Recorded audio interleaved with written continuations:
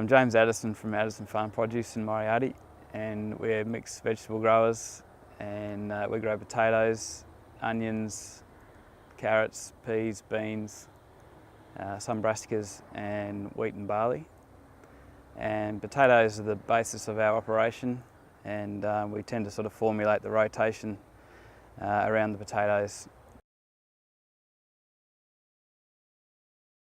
So here we're slowly introducing a seasonal CTF program, which involves us, so after the crop we'll just rip as normal and sow a green manure, and then the spraying and the ground preparation and the seeding and fertilising all happens on the same wheel tracks starting in the spring, and that'll follow through right up to harvest, which ends up being random traffic because we have up to 8 different harvesters come onto our farm, and we don't have a lot of control over what they are and how they work, so we've had to manage it that way.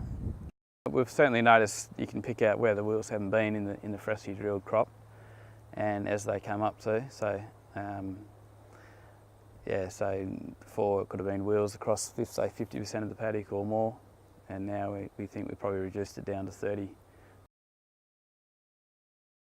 We've started using grass headlands instead of planting headlands in high traffic crops, and that's made it a lot easier to, because the grass, having the living grass in the soil, and the headlands is providing a bit of a buffer against the traffic. And we sort of worked out we weren't really doing that well out of the headlands as they were, because they were getting so damaged. And when you've got a high input crop, it's, you really want the best conditions for drilling into. Drainage has helped our paddocks at harvest, just getting some of that excess moisture off if we're having to get a rain now when it's harvest time. Having good drainage is helping to get some of that moisture away, so it's not so wet for harvest. We generally have relied on crop residue and cover crops as the main source of organic matter.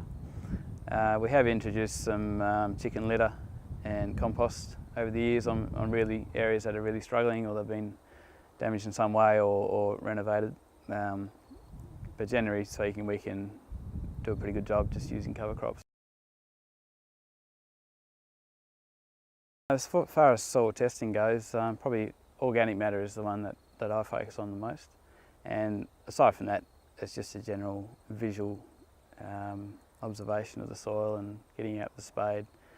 But there are other things available that can be useful. Doing a full soil health assessment or just a general soil test can bring a lot of information.